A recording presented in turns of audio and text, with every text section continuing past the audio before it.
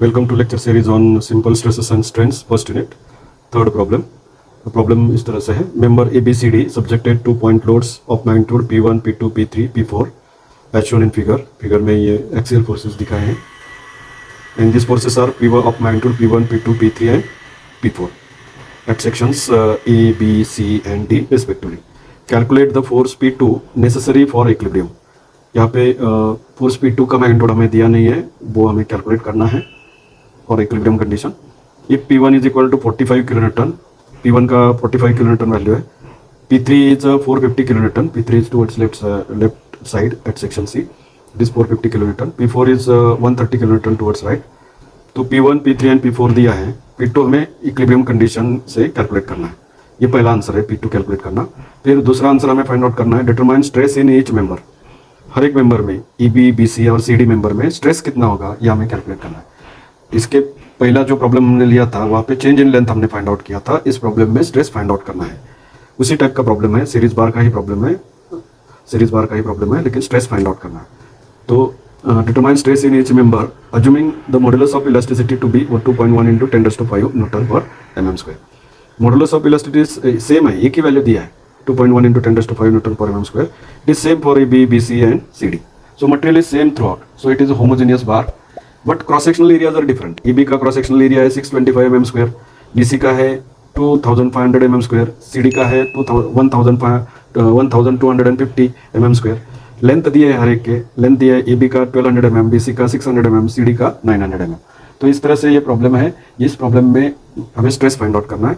Given क्या क्या है, P1 equal to 45 kilo Newton है, P3 450 किलो न्यूटन है, P4 130 किलो न्यूटन है. हमें क्या फाइंड आउट करना है, determine stress in each member, that is sigma AB, sigma BC and sigma CD. Stress find out करना है. Young modulus is same 2.1 into 10⁵ newton per mm². तो ये दिया है हमें, और स्ट्रेस वैल्यूज हमें फाइंड आउट करना है. और फोर्स P2 फर्स्ट पार्ट में, फोर्स P2 का मैग्नीट्यूड हमें कैलकुलेट करना है. तो यहाँ पे लिखेंगे फोर्स P2 कितना है, ये फर्स्ट पार्ट में हमें कैलकुलेट करना है और फिर स्ट्रेसेस कैलकुलेट करने हैं. तो इस प्रॉब्लम में पहला स्टेप हमारा क्या है, consider equilibrium of forces along x direction, that is sigma Fx equal to 0. ये इक्विलिब्रियम इक्वेशन हमें यूज करना है. लेफ्ट में फोर्स है तो निगेटिव कंसीडर करेंगे, राइट में है तो पॉजिटिव कंसीडर करेंगे. तो इक्वेशन क्या बन जाएगा, P1 लेफ्ट में है minus P1 plus P2 right में है प्लस P2, P3 लेफ्ट में है minus P3 plus P4 right में है तो plus P4 equal to 0. Sigma Fx equal to 0. Left में फोर्स जा रहा है तो निगेटिव, राइट में जा रहा है तो पॉजिटिव. ऐसे करके इक्वेशन लिखा हमने, minus P1 plus P2 minus P3 plus P4 equals to 0. तो अभी वैल्यूज पुटअप करेंगे. Minus P1 is 45 kilo newton, minus 45 plus P2 हमें फाइंड आउट करना है.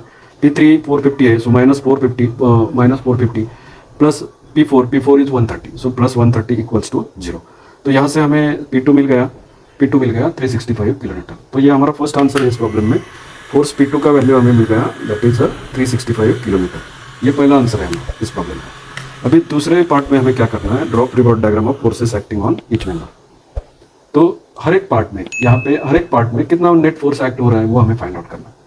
फोर्स अपॉन एरिया करेंगे तो स्ट्रेस मिल जाएगा. तो हमें पहले क्या करना होगा, हर एक पार्ट में नेट फोर्स कितना एक्ट हो रहा है वो हमें फाइंड आउट करना होगा. तो यहाँ पे दोनों एंड फ्री है, तो फोर्स एनालिसिस इधर लेफ्ट से स्टार्ट कर सकते हैं या राइट से स्टार्ट कर सकते हैं. समझो हमने ये राइट से स्टार्ट कर दिया, CD पार्ट से स्टार्ट कर दिया. तो यहाँ पे राइट में फोर्स कितना है, राइट में कितना है फोर्स देखिए, P4 का वैल्यू कितना है 130. तो राइट में CD के राइट में कितना फोर्स है, 130 किलो न्यूटन का इतना फोर्स है. CD के राइट में 130 किलो न्यूटन इतना फोर्स है. तो CD पार्ट को अगर इक्विलिब्रियम में रहना है तो यहाँ रिएक्टिव फोर्स कितना होगा, रिएक्टिव फोर्स इसके मैग्नीट्यूड इतना ही बट अपोजिट डायरेक्शन में होगा. Every reaction has equal and opposite reaction. तो यहाँ ये रिएक्टिव फोर्स है, ये रिएक्टिव फोर्स की वजह से क्या हो जाता है, ये फोर्स बैलेंस हो जाता है और नेट फोर्स 0 होता है, जिसको बोलते हैं हम इक्विलिब्रियम कंडीशन. तो पार्ट CD में नेट फोर्स कितना एक्ट हो रहा है, 130 किलो न्यूटन का फोर्स एक्ट हो रहा है. अभी हम यहाँ पे देखेंगे पार्ट BC और CD सेक्शन C पे कनेक्ट किए. BC और CD कहाँ पे कनेक्ट हो गए, C सेक्शन पे कनेक्ट हो गए. तो हमें BC पार्ट का फोर्सेस फाइंड आउट करते वक्त सेक्शन C पे क्या होगा, ये जो एक्सटर्नल फोर्स एक्टिंग फोर्स है 130 किलो न्यूटन का, ये इमीडिएट सेक्शन में ट्रांसमिट होता है. तो यहाँ पे देखेंगे हम, ये 130 किलो न्यूटन का एक्टिंग फोर्स, 130 किलो न्यूटन का राइट में जाने वाला फोर्स ये ट्रांसमिट हो गया यहाँ पे सेक्शन C पे. BC के सेक्शन C पे ये फोर्स ट्रांसमिट हो गया. और अभी फिगर में देखेंगे तो BC के C सेक्शन में P3 फोर्स दिया है लेफ्ट में. P3 का मैग्नीट्यूड कितना है, 450 किलो न्यूटन है, 450 किलो न्यूटन. तो यहाँ पे given force 450 kilo newton towards left है. तो एक लेफ्ट में जा रहा है, ये ज़्यादा है और ये कम है. तो इन दोनों का सब्सट्रैक्शन होगा 450 माइनस 130 विल बी 320, और 320 फोर्स का डायरेक्शन क्या होगा, जो 450 का डायरेक्शन है वही नेट फोर्स का डायरेक्शन होगा। इन दोनों में से जो लार्ज फोर्स है ना उसका डायरेक्शन हमें यहाँ नेट फोर्स को देना है। तो 450 का डायरेक्शन लेफ्ट में था, तो ये 450 minus 130 is 320, 320 towards left is the force, net force at section C of the part BC. Part BC के सेक्शन सी में नेट फोर्स 320 एक्ट हो रहा है। तो यहाँ अगर 320 का एक्ट हो रहा है तो पार्ट बीसी को इक्विलिब्रियम में रहना है, तो यहाँ पे रिएक्टिव फोर्स होगा 320 किलोमीटर, 320 किलोमीटर। तो ये इसके इतना ही मैग्नीट्यूड होगा, लेकिन डायरेक्शन अपोजिट होगा, डायरेक्शन अपोजिट होगा, और ये पार्ट बीसी क्या होगा, इक्विलिब्रियम कंडीशन में जाएगा, इक्विलिब्रियम कंडीशन में जाएगा। अभी ए बी और बी सी एक दूसरे को कनेक्टेड है, यहाँ पे देखिए ए बी और बी सी यहाँ पे बी सेक्शन पे कनेक्टेड है। तो B C section, B C पे जो ये नेट फोर्स एक्ट हो रहा था, ये फोर्स ए बी के बी सेक्शन में ट्रांसमिट होगा। तो ये 320 किलो न्यूटन का ये फोर्स एज इट इज यहाँ पे ट्रांसमिट हो गया, राइट, 320 टुवर्ड्स लेफ्ट, ये ट्रांसमिटेड फोर्स है। और प्रॉब्लम फिगर में देखेंगे हम, ए बी के बी सेक्शन में गिवन फोर्स है P2 टुवर्ड्स राइट, और P2 का हमने अभी मैग्नीट्यूड फाइंड आउट कर दिया 365 किलो न्यूटन। तो 365 kilo newton towards right and ये 320 kilo Newton transmitted force towards left. तो इन दोनों का रिजल्टेंट हमें कैलकुलेट करना है। Resultant will be 365 minus 320, that is 45 kilo Newton, and direction of this resultant force or net force is the direction of larger force।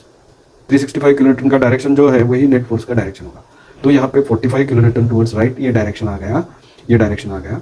तो यहाँ पे अगर 45 का राइट एक्ट हो रहा है एबी पे, तो एबी पार्ट के ए सेक्शन में यहाँ पे रिएक्टिव फोर्स कितना होगा, 45 किलोन्यूटन का लेफ्ट वर्ड, 45 किलोन्यूटन का लेफ्ट फोर्स, इसके अपोजिट डायरेक्शन होगा उसका।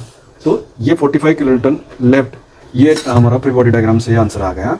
और यहाँ पे प्रॉब्लम में P1 कितना दिया है हमें, P1 दिया है 45 kilometre towards left, P1 45 kilometre. तो ये गिवन आंसर और ये हमारा प्री बॉडी डायग्राम का आंसर दोनों सेम है और डायरेक्शन भी सेम है। इसका मतलब क्या है, ये जो हमने फोर्स एनालिसिस किया ये करेक्ट है, ये जो फोर्स एनालिसिस किया ये करेक्ट है, ठीक। तो ये हमने फोर्स एनालिसिस कर दिया। तो फोर्स एनालिसिस के बाद हमें पता चला कि ए बी पे टेंसाइल फोर्स 45 किलोमीटर का एक्ट हो रहा है, बीसी पे कॉम्प्रेसिव फोर्स एक्ट हो रहा है 320 किलोमीटर का, और सीडी पे 130 किलोमीटर का टेंसाइल फोर्स एक्ट हो रहा है, राइट। तो ए बी और सीडी पे टेंसाइल फोर्स है और बीसी पे कॉम्प्रेसिव फोर्स है। तो यहाँ पे हमें फोर्सेस मिल गए। तो अभी थर्ड स्टेप में क्या करना है, हमें स्ट्रेसेस कैलकुलेट करना है, stresses in each member, calculate stresses in each member. हर एक मेंबर में कितना स्ट्रेस डेवलप हो रहा है वो हमें कैलकुलेट करना है।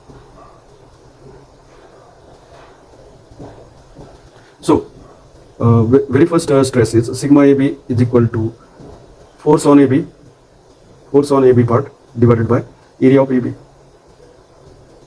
AB part पे फोर्स कितना है देखिए, 45 किलोन्यूटन का फोर्स है, टेंसाइल है, टेंसाइल मतलब पॉजिटिव। तो स्ट्रेस भी क्या, under the action of tensile force the tensile stress is develop. So 45 into 10⁻³ divided by area of AB। Area of AB दिया है प्रॉब्लम में 625। एरिया कितना दिया है, AB का एरिया दिया है 625, BC का है 2500 mm², CD का है 1250 mm²। तो AB का दिया है 625, सो 45 इंटू 10⁻³ डिवाइडेड बाई एरिया है 625। तो आंसर आ रहा है, ये आंसर आ रहा है 72 मेगापास्कल, 72 मेगापास्कल। और ब्रैकेट में उसका नेचर भी लिखेंगे, टेंसाइल फोर्स एक्ट हो रहा है तो स्ट्रेस कैसा होगा, टेंसाइल होगा, स्ट्रेस कैसा होगा, टेंसाइल, राइट। तो ये पहला आंसर है। फिर दूसरा आंसर है sigma BC। Sigma BC is equal to force on BC upon area of BC। Force on BC कितना है, फोर्स ऑन BC है 320 kilometre, 320 kilometre, 320 kilometre into 10⁻³ 320 into 10⁻³ divide by area of BC हमें problem में दिया है, area of BC हमें दिया है 2500 mm²। सो यहाँ पे वैल्यू लिखेंगे 2500।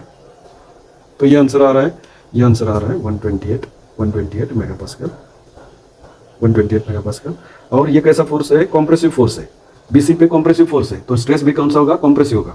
तो यहाँ पे ब्रैकेट में नेचर लिखेंगे कॉम्प्रेसिव, कॉम्प्रेसिव स्ट्रेस को यहाँ पे नेगेटिव साइन देते हैं, negative sign, negative sign. Compressive force है तो नेगेटिव साइन लेना है। नेगेटिव साइन का मतलब ये है कि कॉम्प्रेसिव स्ट्रेस है, under the action of compressive force there is a contraction, decrease in length of the member. लेकिन यहाँ पे कोई change in length find out नहीं करना है प्रॉब्लम में, सिर्फ स्ट्रेस फाइंड आउट करना है। तो ब्रैकेट में लिखना है कॉम्प्रेसिव। फिर CD, सिग्मा CD हमें कैलकुलेट करना है। Sigma CD is equal to force on CD divided by area of CD, divided by area of CD। तो फोर्स ऑन CD कितना है ये हमने कैलकुलेट किया। CD पे 130 किलोमीटर का फोर्स है, 130 इंटू 10⁻³